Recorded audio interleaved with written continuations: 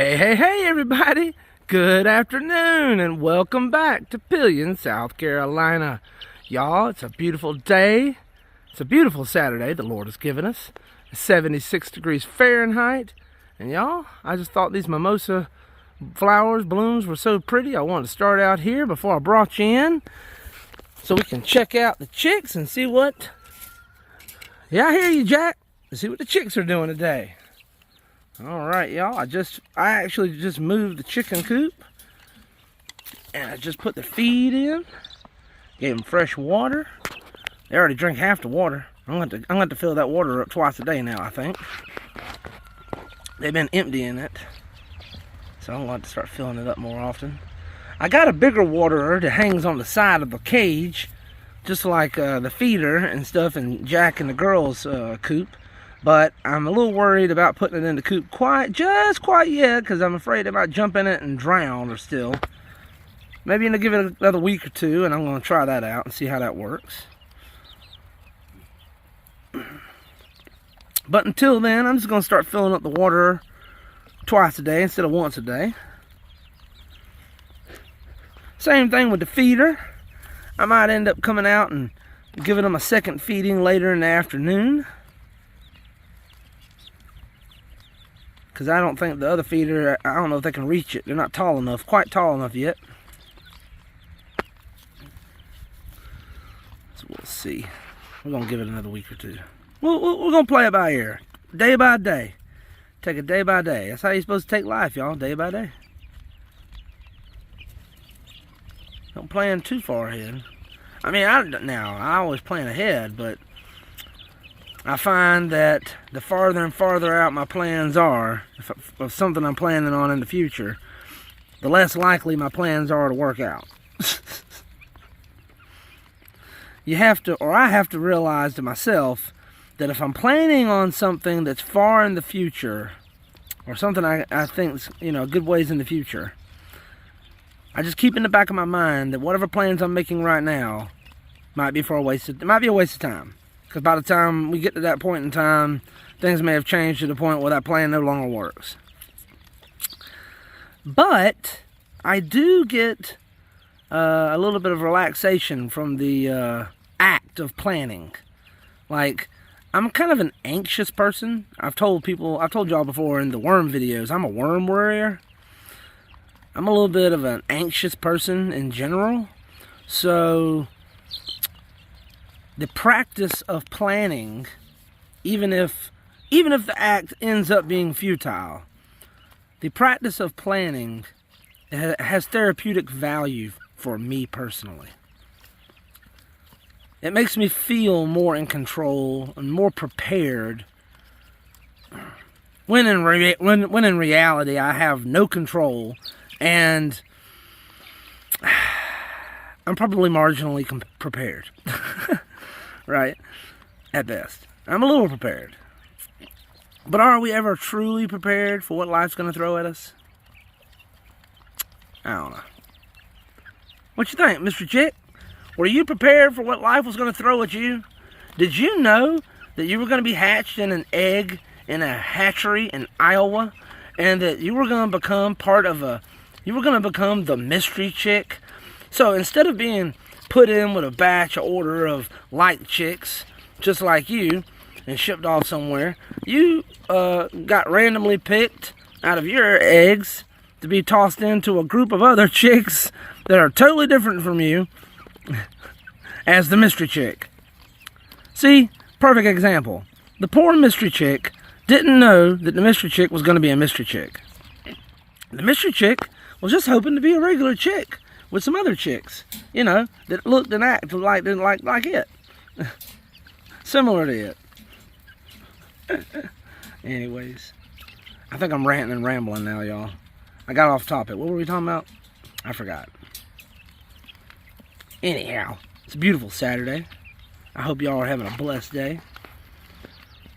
I'm doing pretty good, y'all.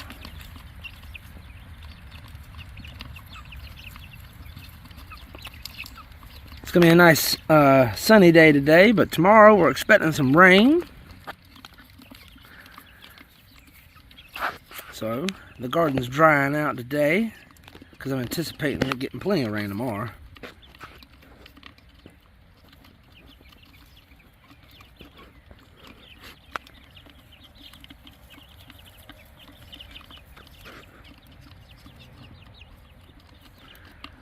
Again, I checked on the chicks last night to see if they were going to go into the coop. Because, see, I knew I wanted to move the coop today. So, I was hoping they were going to go into the coop last night, and I was going to close the door on them. So, this morning when I woke up, I could just, you know, move the coop and not have to worry about it. But right now, when you lift up the coop to move it, I'm afraid that the chicks are so small that they might slip out from under it. So, I needed my wife, Erin. Thank you, Erin, by the way. I needed my wife, Erin, to come outside and participate and walk behind the coop and watch and make sure none of the chicks slipped out from under the coop when I was moving it. Because they still won't go in the coop and hang out and roost in there because they're freaked out by the gap in the floor. I have to go and show y'all. Here, I'm just going to pause this. I'm going to run and go show y'all real quick. Hold on. Alright, we're back, y'all. We're back. So, here, I'm at the back of the coop. I'm going to open the door and show you what I'm talking about. Alright. So, before, when the chicks were smaller, I had a piece of cardboard on this here, and I had it zip tied down to the corners. As you can see, I still got the zip ties I need to remove. But, I figured that they were big enough now that they could, you know, they could walk on it now. But since I took the cardboard off, because it was dirty, it was nasty too. It had a lot of poop on it and old food. It needed to be replaced. So either I needed to replace it or they needed to transition to using the coop the way it's meant to be used. Well, ever since I took the cardboard off, that was 2 days ago. 2 nights have passed and they refused to come in the coop and sleep in here at night.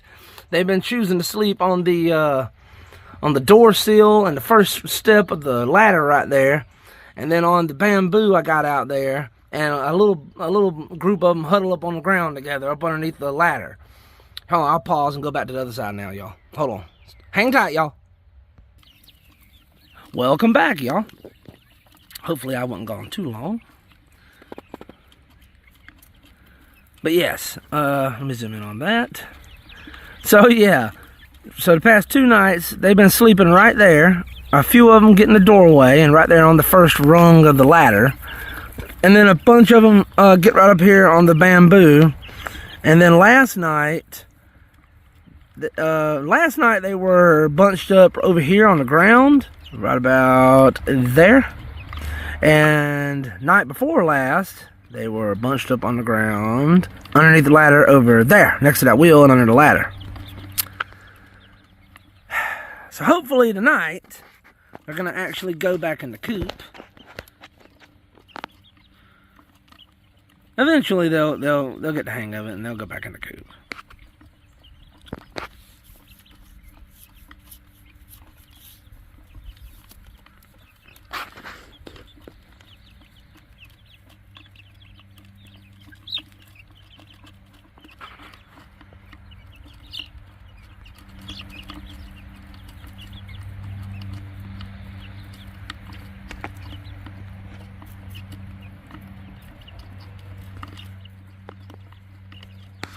Let me get a good shot of him. Look at him.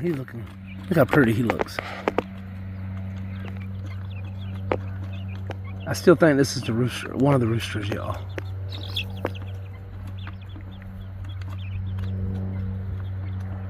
And for those folks who are new to the channel or don't remember, these are our golden Wyandotte chicks from the Murray McMurray hatchery. We bought them this year. They're about a month old now. And I just want to thank y'all for joining our channel and clicking that subscribe button and joining the journey, y'all. Over 2,100 of you folks done decided to take the plunge and join the journey and subscribe to the channel. And I want to thank you from the bottom of my heart, y'all. I appreciate it. Yes, sir. We're less than 400 subscribers now from our next goal of 2,500 subscribers. When we get there, don't forget I'm giving away 2 American Silver Eagles. That's right, y'all. 2 troy ounces of fine silver going to one of you lucky viewers out there. And if we get there by or before July 4th, we're going to add a little more silver to the giveaway. But I ain't decided what that's going to be yet, so stay tuned for the details. And with your help, if you go ahead and go and subscribe to the channel, we can get there a little quicker and we can add a little more silver to the giveaway. And of course, don't forget about our Dime Time weekly silver giveaway. Every week, I'm giving away a 90% silver dime to the person who makes the most comments on our videos for the past week. I'll tabulate them up on Thursday night, and Friday I'll let y'all know in the worm video who the winner of the Dime Time is. And at the end of the year, we'll tabulate up how many, who won the most Dime Times, and that person's gonna win a silver dollar. That's right. So lots of silver giveaways. Giving away lots of silver here on the channel.